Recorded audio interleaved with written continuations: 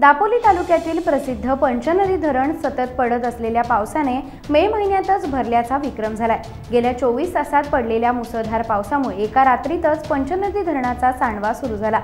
धरणातील गाळ यावर्षी देखील काढला न गेल्याने धरण एका रात्रीत भरून ओसंडून व्हायला लागले, त्यामुळे चोहीकडे पाणीच पाणी झाले।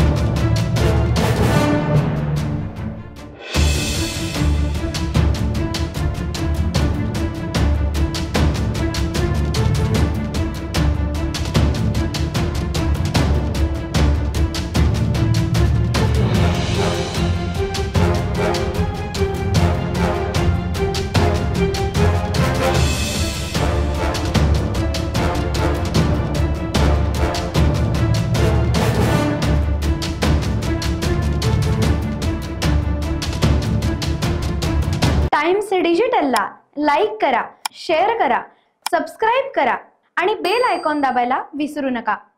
Times digital.